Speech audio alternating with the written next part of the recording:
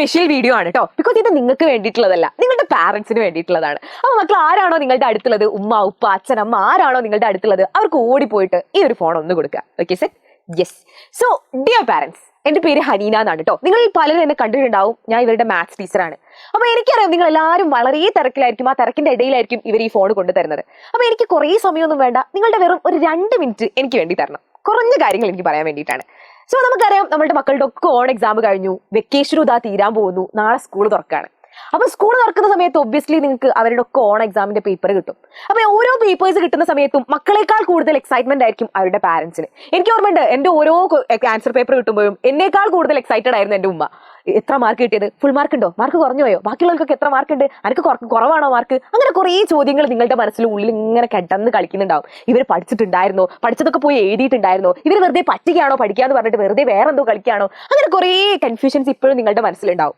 അപ്പൊ നിങ്ങൾ നാളെ എക്സാം പേപ്പർ കിട്ടുന്ന സമയത്ത് കാണാൻ പോകുന്നതെന്ന് വെച്ചാൽ കുറച്ചൊരു പ്രശ്നം തന്നെയായിരിക്കും. നിങ്ങൾ വിചാരിച്ച പോലെ ഒന്നും ആയിരിക്കില്ല നിങ്ങളുടെ മക്കളുടെ മാർക്ക്. നിങ്ങൾ എ ഗ്രേഡ് വിചാരിച്ച കുട്ടികൾക്ക് ചിലപ്പോൾ ബി ഗ്രേഡേ ഉണ്ടാവുള്ളൂ, ബി ഗ്രേഡ് വിചാരിച്ച കുട്ടികൾക്ക് ചിലപ്പോൾ സി ഗ്രേഡേ ഉണ്ടാവുള്ളൂ. പക്ഷെ അത് അവരുടെ കഴിവുകേടുകൊണ്ടോ അല്ലെങ്കിൽ അവർ പഠിക്കാത്തത് കൊണ്ടോ അവർ പെർഫോം ചെയ്യാത്തത് കൊണ്ടോ ഒന്നുമല്ല. ഈ ഒരു കാര്യം പറയാൻ വേണ്ടിയിട്ടാണ് ഞാൻ വന്നിട്ടുള്ളത്.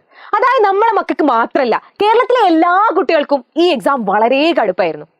ഇതുവരെ കണ്ട എക്സാംസിൽ ഏറ്റവും ടഫസ്റ്റ് ആയിട്ടുള്ള എക്സാം ആണ് നമ്മുടെ മക്കൾ ഈ ഒരു ഇയർ എഴുതിയിട്ടുള്ളത് എന്ന് പറയുന്നത്. ഇവർ വെറും പരീക്ഷണ വസ്തുക്കൾ പോലെയാണ് ആ ഒരു എക്സാം പേപ്പർ എഴുതിയത്. ഇതുവരെ കണ്ട എക്സാം പാറ്റേണോ ഇതുവരെ കണ്ട ക്വസ്റ്റ്യൻസോ ഇവർക്ക് ടെക്സ്റ്റ് ബുക്കിൽ കണ്ട ക്വസ്റ്റ്യൻസോ ഒന്നും അല്ല ഇവരോട് ചോദിച്ചിട്ടുള്ളത്. അത്രയും ലെവൽ കൂടിയ ക്വസ്റ്റ്യൻസ് ആയിരുന്നു ഇവരോട് ചോദിച്ചിട്ടുള്ളത്. അപ്പൊ നിങ്ങൾ ചെയ്യേണ്ടത് ഒന്ന് അവർക്ക് ബി ഗ്രേഡ് ആയിക്കോട്ടെ, ഒരു CBA, അതിൽ ഏത് ഗ്രേഡും ആയിക്കോട്ടെ, അവരോട് വഴക്ക് പറയാൻ നിങ്ങൾ നിൽക്കരുത്. നമ്മളെക്കാൾ കൂടുതൽ സങ്കടം അവരുടെ മനസ്സിലുണ്ടാവും. ബിക്കോസ് അവർ പഠിക്കാത്തത് കൊണ്ടോ തലേന്ന് പ്രിപ്പയർ ചെയ്യാത്തത് കൊണ്ടോ ഒന്നുമല്ല. ആ എക്സാം പേപ്പർ അങ്ങനെ ആയിരുന്നു. ആർക്കായാലും ഏത് കുട്ടിക്കായാലും അവരുടെ ലെവലിനേക്കാളും കൂടുതലായിട്ടുള്ള കൂടിയൊരു ക്വസ്റ്റ്യൻ പേപ്പറാണ് അവർ അറ്റൻഡ് ചെയ്തത്. അപ്പൊ അവർക്ക് എന്തായാലും അവരുടെ കാലിബർ അത്ര, അല്ലെങ്കിൽ അവർ പഠിച്ച മൊത്തം അവിടെ അപ്ലൈ ചെയ്യാൻ സാധിച്ചെന്ന് വരില്ല. ചിലപ്പോൾ അറിയുന്ന ക്വസ്റ്റ്യൻ ആയിട്ടും ഇവർക്ക് ചിലപ്പോൾ അറ്റൻഡ് ചെയ്യാൻ പറ്റിയെന്ന് വരില്ല. അത്രയും കട്ടി ചോദ്യങ്ങളായിരുന്നു അവിടെ വന്നിട്ടുണ്ടായിരുന്നത്. മാത്സ് ഒക്കെ പ്രത്യേകിച്ചും പറയുകയാണെങ്കിൽ അവർ 6th പഠിച്ച കാര്യങ്ങളൊക്കെ അവിടെ ചോദിച്ചിട്ടുണ്ടായിരുന്നു. 6th കണക്റ്റഡ് ആയിട്ട് കുറെ കാര്യങ്ങൾ വന്നിട്ടുണ്ടായിരുന്നു. സോ നിങ്ങൾ ദയവ് ചെയ്തിട്ട് അവരെ ഒരിക്കലും വഴക്ക് പറയരുത്.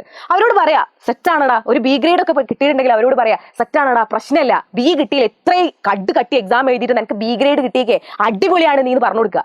അപ്പൊ കൂടുതൽ കുട്ടികൾക്ക് കുറച്ചുകൂടി ഒരു കോൺഫിഡൻസ് വരും. അല്ലാതെ കുറേ കുട്ടികൾ മെസ്സേജ് അയച്ച കാര്യമാണ്, മിസ്സേ ഞാൻ കഷ്ടപ്പെട്ട് പഠിച്ചു, കുറേ എഴുതാൻ നോക്കി, പക്ഷെ എനിക്ക് ഒന്നും എഴുതാൻ പറ്റുന്നില്ല, എനിക്ക് മനസ്സിലാകുന്നില്ല ചോദ്യം എന്ന് കുറേ കുട്ടികൾ പറഞ്ഞ കാര്യമാണ്.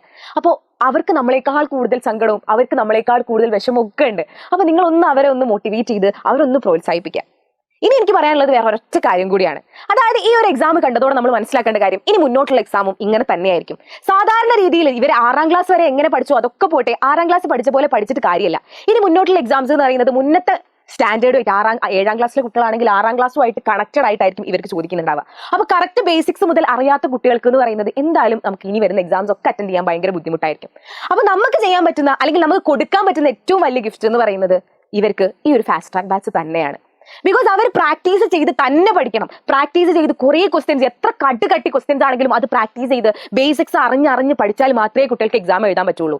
ഇപ്പൊ ഞാൻ ഈ ഒരു ടൈമിൽ ഇത് പറയാൻ കാരണം എന്ന് വെച്ചാൽ നമുക്ക് 1999 ബാച്ച് 1799 ഇത് കൊടുക്കുന്നത്. അതുപോലെ സെപ്റ്റംബർ 8 വരെ ഉള്ളൂ ഈ ഓഫർ. അപ്പൊ നിങ്ങൾ കൂടുതലൊന്നും ചെയ്യേണ്ട കേട്ടോ. നിങ്ങൾ വിചാരിക്കും ഞാൻ ഇപ്പം തന്നെ പേ ചെയ്ത് ഇപ്പം തന്നെ എല്ലാം ചെയ്യേണ്ടി വരും. പക്ഷെ ഒന്നും ചെയ്യേണ്ട ആവശ്യമില്ല. നിങ്ങളൊന്ന് സമാധാനത്തിൽ ഇരുന്ന് ആലോചിച്ചിട്ട് മാത്രം ചെയ്താൽ മതി. പക്ഷെ എനിക്ക് വേണ്ടിയിട്ട് ഈ ഒരൊറ്റ കാര്യം നിങ്ങൾ മക്കൾക്ക് വേണ്ടിയിട്ട് നിങ്ങൾ ചെയ്തു കൊടുക്കുക. നിങ്ങൾ എന്ത് ചെയ്യുക, ഒന്ന് ആ ഒരു കമന്റ് ബോക്സിന്റെ മുകളിൽ ഒരു രജിസ്ട്രേഷൻ ലിങ്ക് കാണും. ആ രജിസ്ട്രേഷൻ ലിങ്കിൽ കയറിയിട്ട് മക്കൾ ഏതാണോ കുട്ടിന്റെ പേര് അതുപോലെ ഫോൺ നമ്പർ ഏതാ ക്ലാസ് എന്നുള്ളത് ഒന്ന് ജസ്റ്റ് ഫില്ല് ചെയ്തിട്ട് ആ രജിസ്ട്രേഷൻ ഫോം ഒന്ന് ഫില്ല് ചെയ്ത് സബ്മിറ്റ് ചെയ്യുക. അങ്ങനെ രജിസ്ട്രേഷൻ ഫോം ഫില്ല് ചെയ്ത എല്ലാ കുട്ടികൾക്കും നമുക്ക് ഈ ഒരു ഓഫർ കൊടുക്കും. സെപ്റ്റംബർ 8 ഫില്ല് ചെയ്ത എല്ലാ കുട്ടികൾക്കും ഈ ഒരു ഓഫർ അവൈലബിൾ ആണ്. സോ നിങ്ങൾ ഇതൊന്ന് ഫില്ല് ചെയ്യുക. എന്നിട്ട് നിങ്ങൾ പിന്നെ ഇരുന്ന് നാളെ കുട്ടികൾക്ക് എക്സാം പേപ്പർ കിട്ടുന്ന സമയത്ത് ഒന്ന് ഇരുന്ന് ആലോചിച്ച് ഓക്കെ ആണോ, സെറ്റ് ആണോ, കുറച്ചുകൂടി പഠിപ്പിക്കണോ, കുറച്ചുകൂടി സെറ്റ് ആക്കണോ, കുറച്ചുകൂടി പഠിക്കാൻ ഇവരെ കുറച്ചുകൂടി മോട്ടിവേറ്റ് ചെയ്യണോ എന്നൊക്കെ ഉണ്ടെങ്കിൽ മാത്രം നിങ്ങൾ ജോയിൻ ചെയ്യുക. പക്ഷെ എനിക്ക് ഉറപ്പ് വരാൻ പറ്റും, നിങ്ങളുടെ കുട്ടി എത്ര പഠിക്കാത്ത കുട്ടി ആയിക്കോട്ടെ, നിങ്ങൾ ഒന്നും നോക്കാത്ത കുട്ടി ആയിക്കോട്ടെ, ഇതുവരെ ഒന്നും പഠിച്ചില്ല എന്നായിക്കോട്ടെ, ഒന്നായിക്കോട്ടെ, അവരുടെ പ്രീവിയസ് ആയിട്ടുള്ള ഒരു ഹിസ്റ്ററി ഞങ്ങൾക്ക് ആവശ്യമില്ല.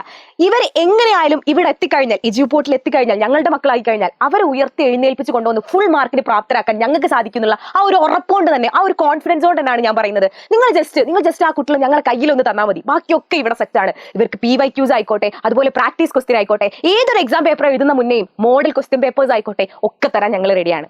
അപ്പൊ നിങ്ങൾ ഇത് മാത്രം ചെയ്യുക, ഒന്ന് ഈ രജിസ്ട്രേഷൻ ഫോം ഫില്ല് ചെയ്യുക, എന്നിട്ട് നിങ്ങൾ ഇത് കഴിഞ്ഞിട്ട് ഒന്ന് ഇരുന്ന് ആലോചിച്ചിട്ട് മാത്രം ജോയിൻ ചെയ്യുക. അതുപോലെ നിങ്ങൾക്ക് ഇനിയിപ്പം ഒരു ഡെമോ ക്ലാസ് കാണണമെന്ന് ആവശ്യമുണ്ടെങ്കിൽ നിങ്ങൾ ആപ്പിൽ കയറുക, അതിൽ ഫസ്റ്റ് ചാപ്റ്റർ ഡെമോ ആയിട്ടുണ്ടാവും, അത് കണ്ട് ഓക്കെ ആണെങ്കിൽ മാത്രം ജോയിൻ ചെയ്യുക. ഇപ്പൊ ഇത്ര മാത്രം ചെയ്യുക, നമ്മുടെ രജിസ്ട്രേഷൻ ലിങ്ക് ഒന്ന് ഫോം ഫില്ല് ചെയ്യുക, എന്നിട്ട് ബൈ ബൈ പറയാം. ഓക്കെ, സോ ഒന്നുകൂടെ ഓർമ്മിപ്പിക്കുകയാണ്, നമ്മളുടെ എക്സാം പേപ്പർ നാളെ കിട്ടുന്നത് നിങ്ങൾ വിചാരിക്കുമ്പോൾ ഒന്നും ആയിക്കില്ല. പക്ഷെ അവരൊരിക്കലും വഴക്ക് പറയരുത്, ഒന്ന് ചേർത്ത് പിടിക്കുക. എടാ പോട്ടടാ എന്ന് പറഞ്ഞ് ചേർത്ത് പിടിക്കുക. ബാക്കിയുള്ള എക്സാം പോലെ ഒന്നുമല്ല, ബി ഗ്രേഡ് ആയിക്കോട്ടെ സി ഗ്രേഡ് ആയിക്കോട്ടെ, ബാക്കിയുള്ള എക്സാം പോലെ ഒന്നും അല്ലായിരുന്നു ഈ എക്സാം. അതുകൊണ്ടാണ് ഞാൻ പിന്നെയും പറയുന്നത്, അവരൊന്ന് ചേർത്ത് പിടിക്കുക.